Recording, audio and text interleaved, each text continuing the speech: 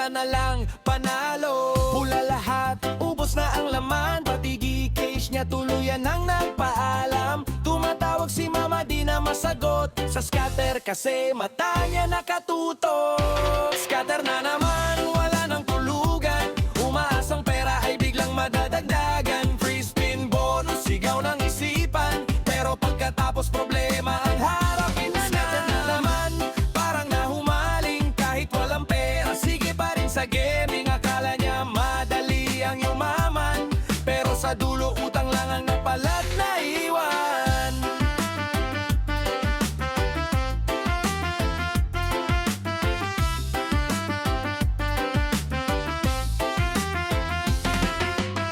Nabenta na relo pati sapatos, may pangtampop lang at panghabol sa bonus. Jowa niya galit na talaga, dat nila napalitan ng cellphone at kaya sa karinderya umutang muna siya, kasi ang sahod napunta lahat sa pusta.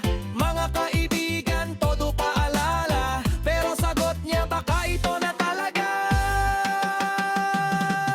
Hindi lahat ng swerte ay laging darating, minsan bisyo ang buhay mo isisiren din. Mas okay pa rin ang tunay na pagsisikap, kasi ang pamilya ang jackpot na ganap.